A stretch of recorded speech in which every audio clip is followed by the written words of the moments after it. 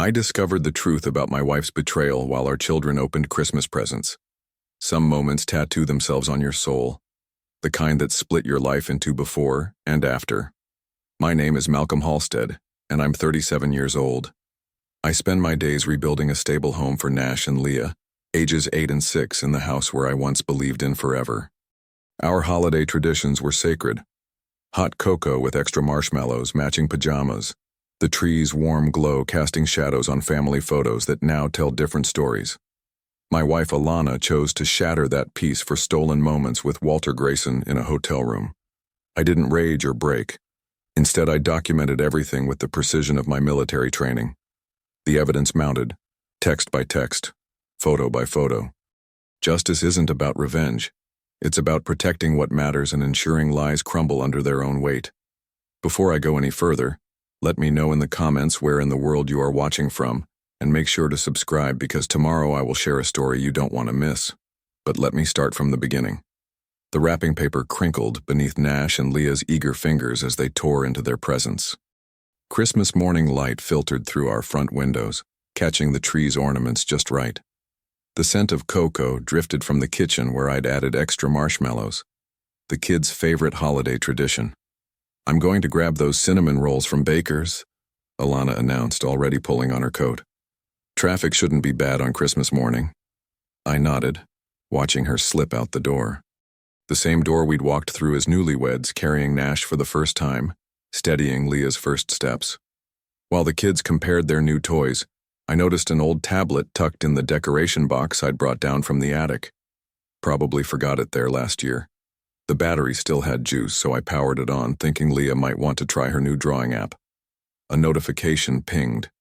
My stomach dropped. The account was still synced, Alana's account. A live photo from a contact labeled W filled the screen. Hotel room lighting cast shadows across familiar features. My wife's smile, but not one I recognized, pressed close to a man's face. His dark hair slicked back, both of them reflected in a mirror's flash.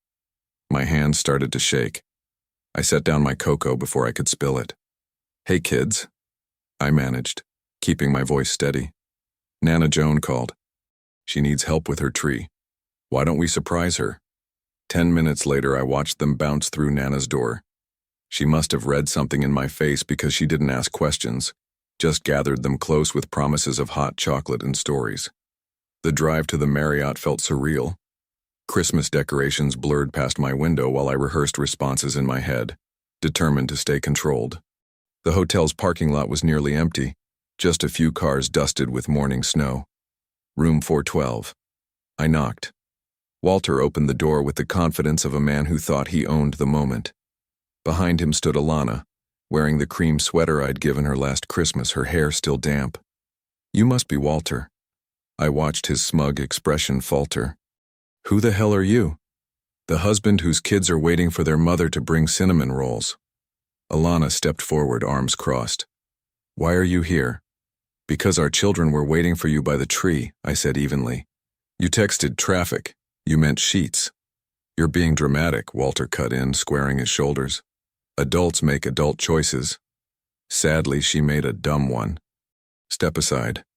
If you walk away now," Alana's voice took on that reasonable tone she used when lying, "we can talk later like civilized people." "You call this civilized?" I gestured at the scene. Her in that sweater, him still adjusting his belt. "Who is he to our children?"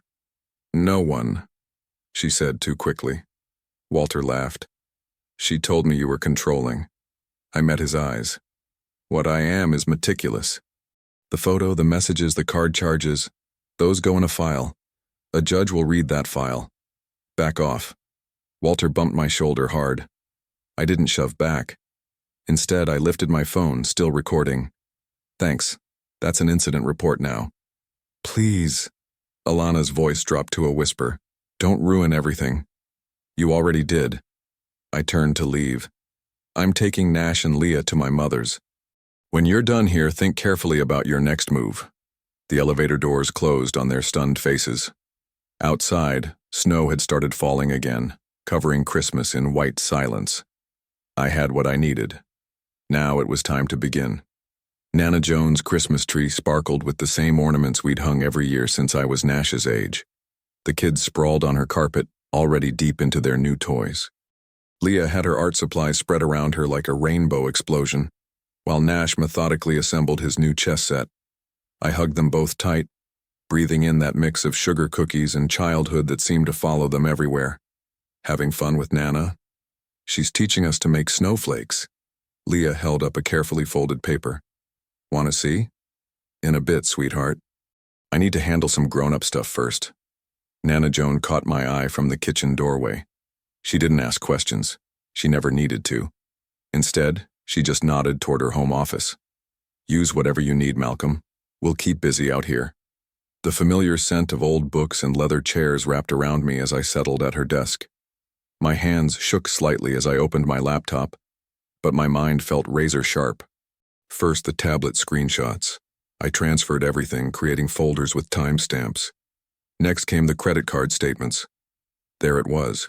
Recurring charges at the Marriott, always on days Alana had yoga class or was helping at the school. I called Raphael while starting a spreadsheet. He picked up on the first ring. I need you, was all I said. On my way. No questions, no hesitation.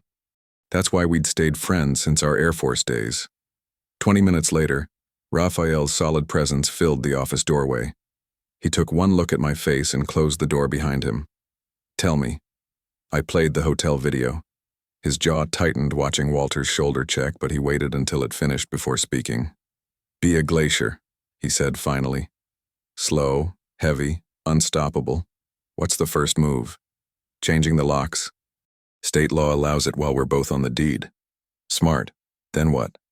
Document everything, find a lawyer, protect Nash and Leah. He nodded, pulling up a chair.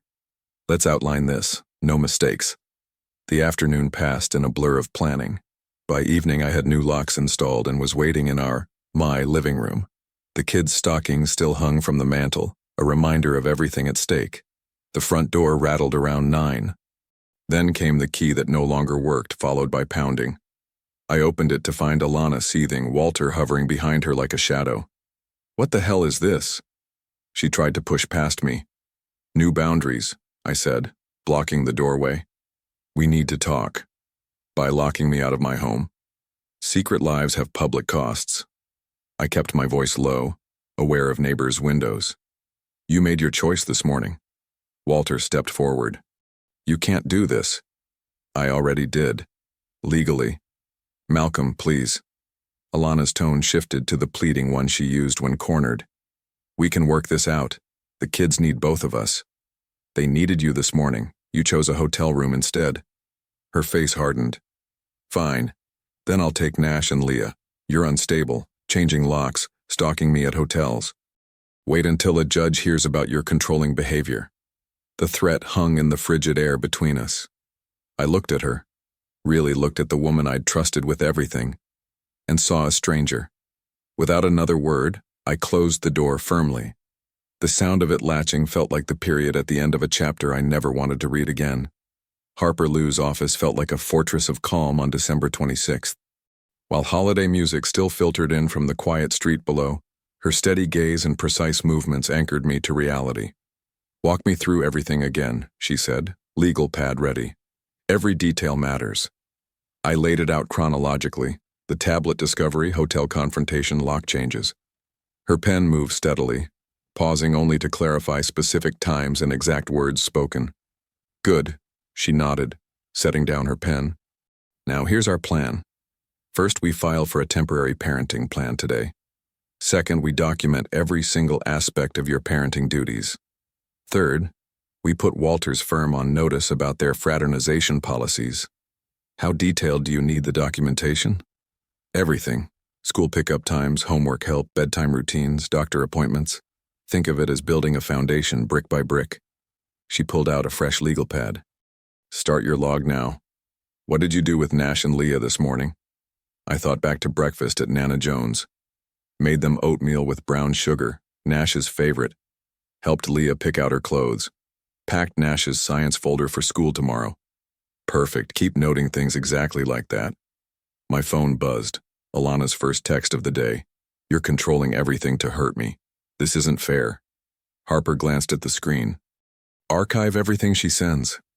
Don't respond without consulting me first. Every message is evidence now. Back at Nana Jones, I threw myself into logging routines. Nash needed help with his holiday reading assignment. I noted the time and details. Leah wanted her sandwich cut into stars. I documented that too. Each moment felt both precious and precarious.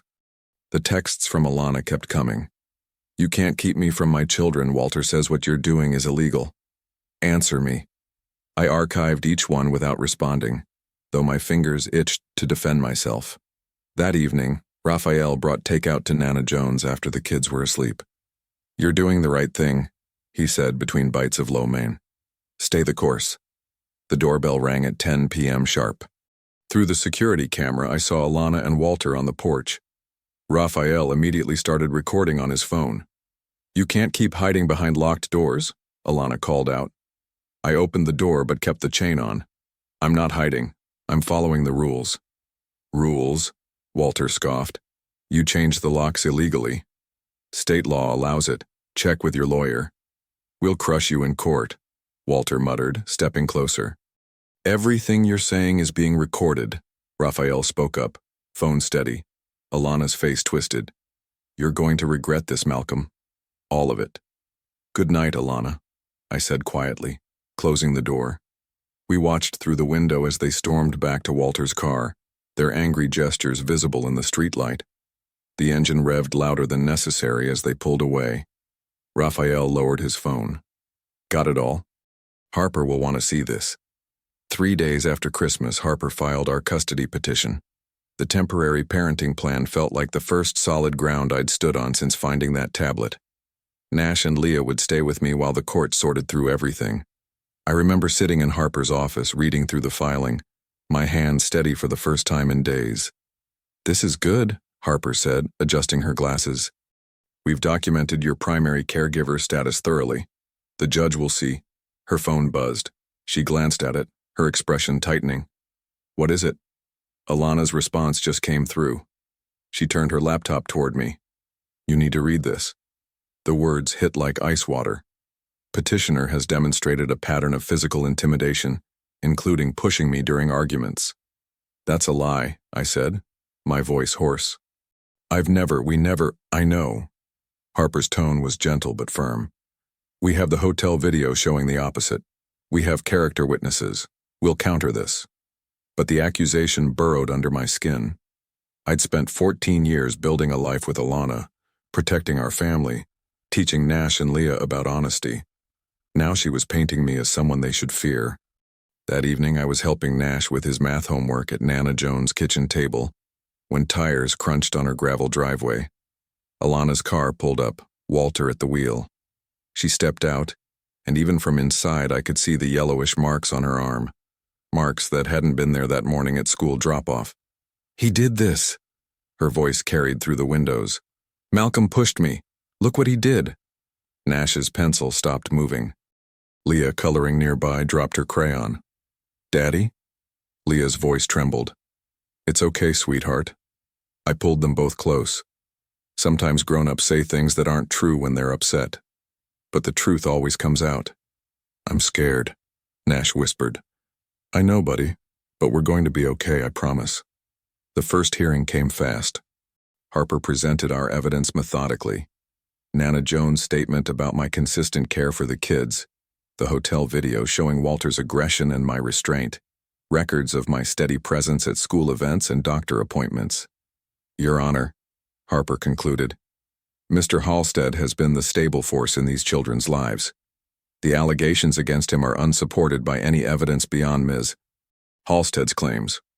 The judge studied both parties carefully before speaking. Based on the evidence presented, I'm granting temporary primary custody to Mr. Halstead pending further review. Ms. Halstead will have supervised visitation until this matter is fully resolved. Relief flooded through me. For one bright moment, I thought we'd cleared the worst. Then came the knock at Raphael's door a week later. I was helping Nash with his science project over video chat when Raphael called me to the front room. 2 police officers stood in the doorway holding papers. Malcolm Halstead? One stepped forward. "We're serving you with a temporary protective order. Ms. Halstead has reported an assault in your garage on January 2nd.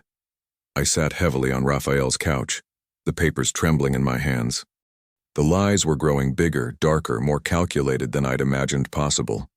72 hours feels like forever when you're sleeping on your best friend's couch, staring at unfamiliar shadows on the ceiling. Every creak of Raphael's apartment building made my chest tighten. Would Alana try for more allegations? Would Nash and Leah understand why I couldn't come home? "They're asking for you constantly," Nana Joan told me over the phone that first morning. "Nash keeps saying it's not fair." My throat closed up. "Tell them I love them. Tell them." I swallowed hard. "Tell them sometimes grown-ups need to let judges fix things." I remembered the way Nash used to climb into my lap during thunderstorms, how we'd count seconds between lightning and thunder until he felt brave enough to smile. Now I was the one counting, waiting for the storm to pass.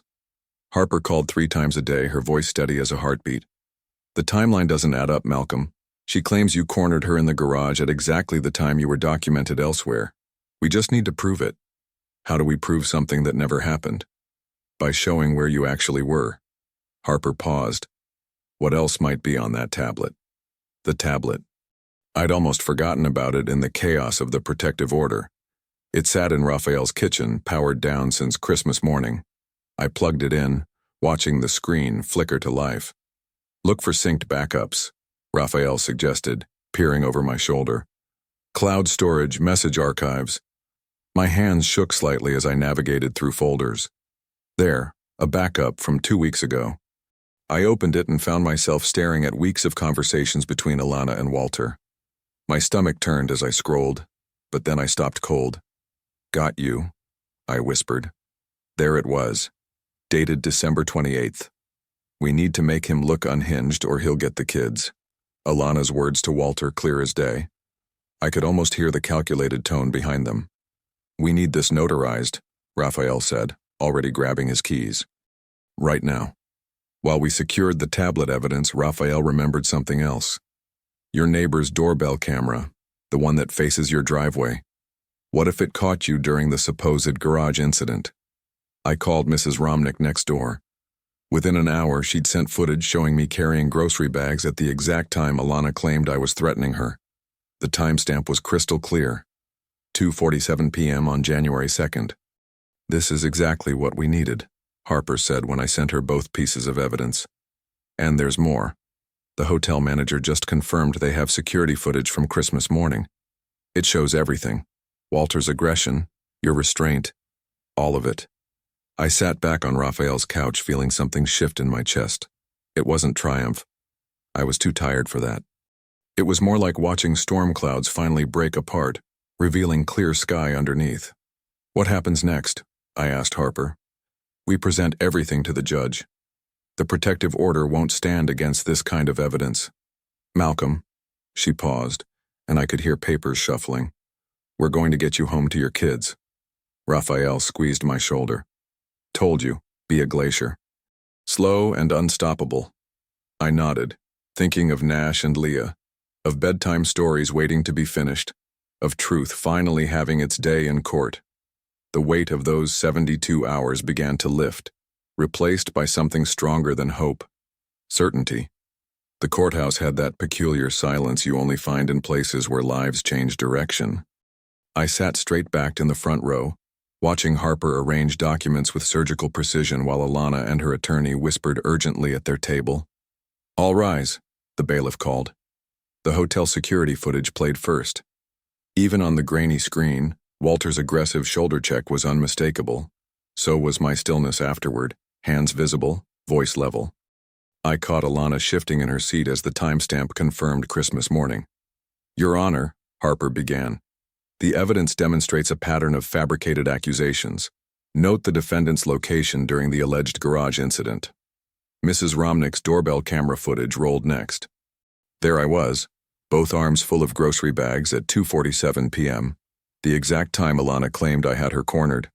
The judge's pen scratched against paper. "Ms. Halstead," Harper turned to Alana, "can you explain this discrepancy?" Alana's composure cracked. I I might have mixed up the times. Like you mixed up the dates of other alleged incidents? Harper pulled up the tablet evidence. Or were those coordinated as this message suggests? The words appeared on screen. We need to make him look unhinged or he'll get the kids. Alana's face drained of color. That's private. It's evidence, Harper corrected, along with the subsequent messages planning false allegations. The judge's frown deepened with each revelation. When Alana tried explaining away the bruise photos, her timeline contradicted 3 separate documented events. I watched her fingers twist in her lap, the same way they used to when she'd tell me she was working late. During a brief recess, I stepped into the hallway for water. Walter appeared, squaring his shoulders like he had at the hotel.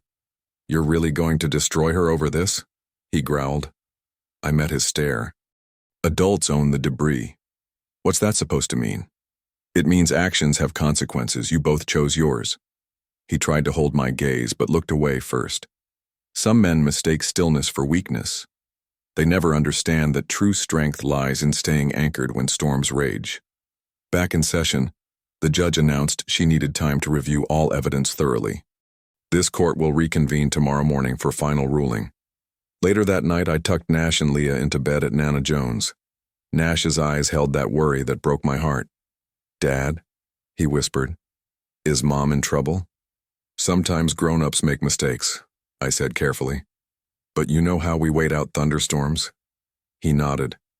They always pass. And we're still here, right? Leah reached for my hand. Promise? Promise. I was reading on the couch when Harper's call came just before midnight. Malcolm? The judge is issuing her ruling first thing tomorrow. My chest tightened. Any hint which way? No. But everything we've built, everything we've proven, it's all there. Try to get some sleep. I sat in the dark after hanging up, listening to my children's steady breathing from the guest room, knowing tomorrow would reshape all our lives, one way or another. The courtroom's wood panels seemed to absorb every whisper, every shuffled paper, every nervous breath.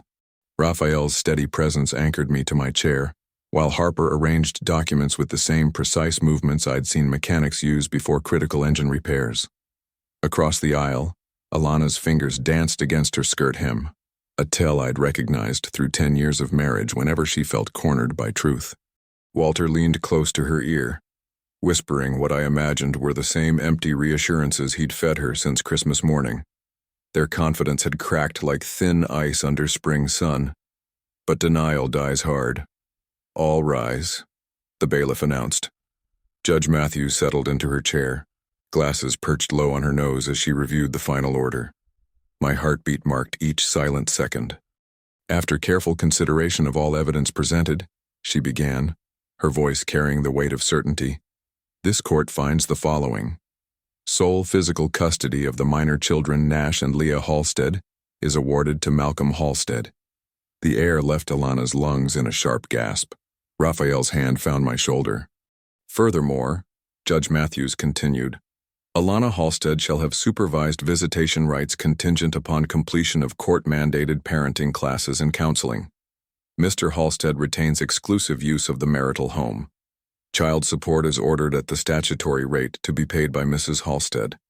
Harper nodded slightly, checking items off her list. I kept my eyes forward, spine straight. The temporary protective order against Malcolm Halstead is hereby dissolved, found to be based on unsubstantiated claims. A restraining order protecting Mr. Halstead and the children from harassment is granted. Alana's sob broke the formal quiet.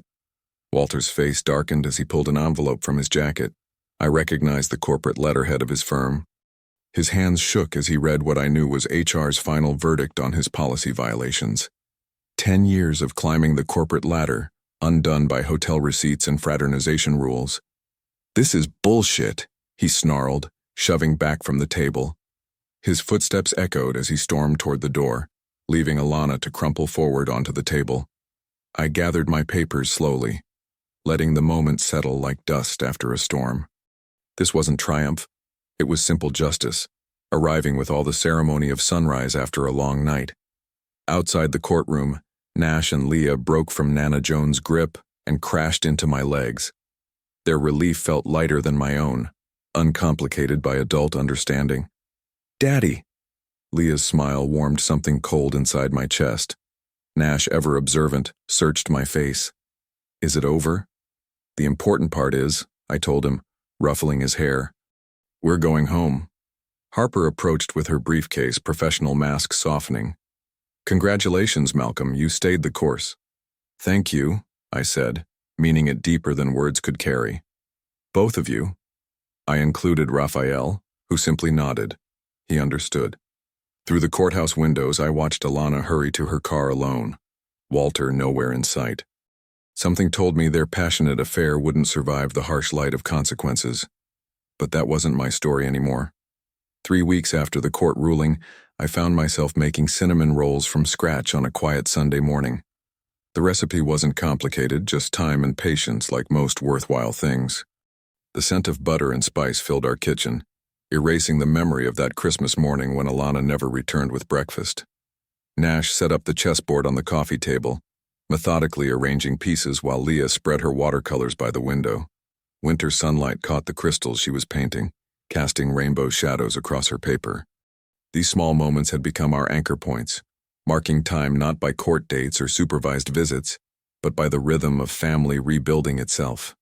Check, Nash called out, grinning as he trapped my king behind a line of pawns. His strategy had improved.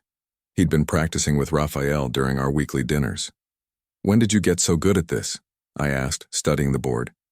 Raphael taught me that move. Nash's pride glowed. He says chess is like life, you have to think 3 steps ahead. Raphael had been right about a lot of things. He stopped by most evenings, sometimes just to sit on the porch and remind me how far we'd come.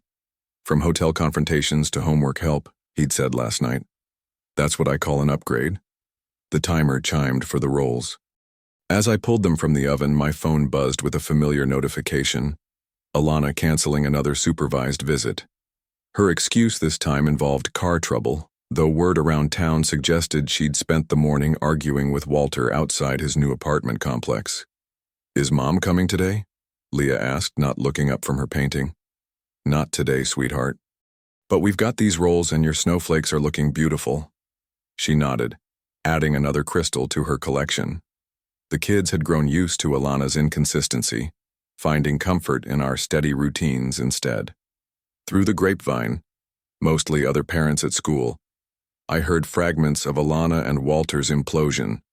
She blamed him for pushing her to lie in court. He blamed her for costing him his career.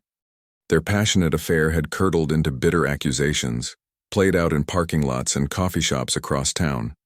Last week, someone spotted them shouting outside the budget motel where Walter had landed after losing his condo. I stayed clear of their drama, focusing instead on the small victories. Nash's improving grades, Leah's dance recital, the way our house felt warmer despite the winter chill. That evening, as I tucked Nash into bed, he grabbed my hand. Dad?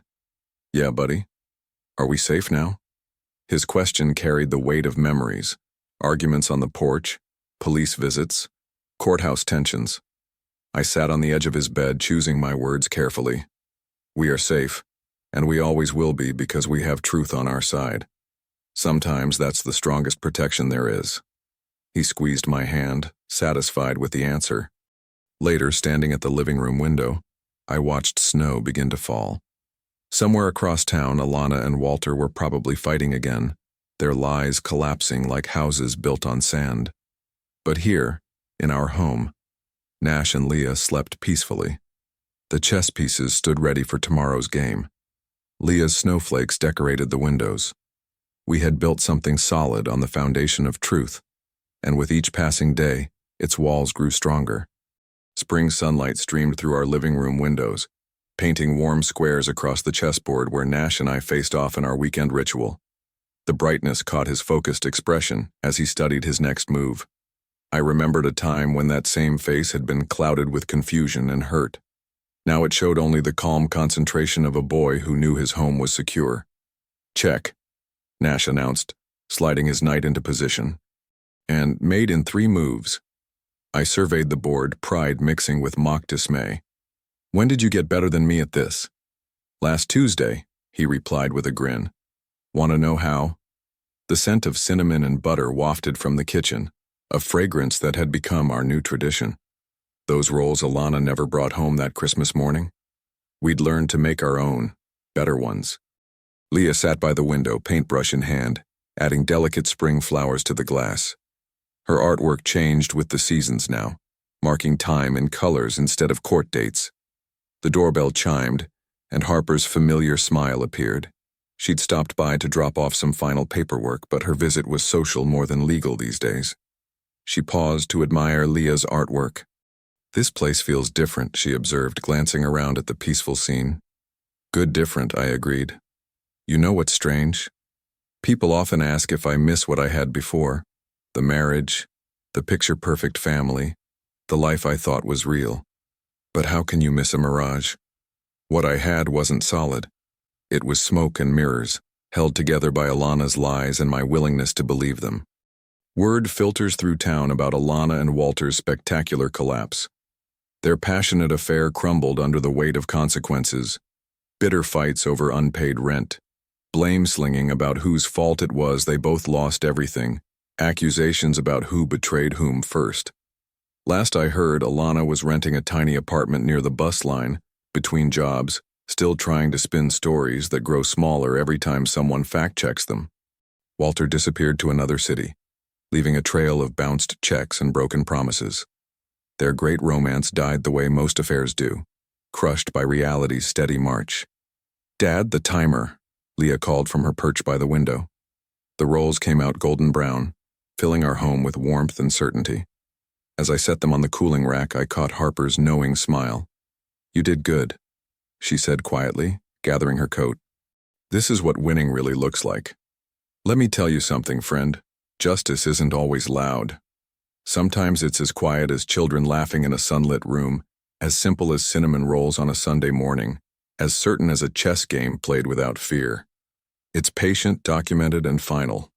Nash helped Leah down from her window seat and we gathered at the table. Sunlight caught the edges of her painted flowers, casting colorful shadows across our breakfast. My children's faces showed no trace of the storms we'd weathered, only peace, stability, and the quiet confidence that comes from knowing your foundation is solid. I believe stories such as this find us for a reason. If this one touches you, please subscribe.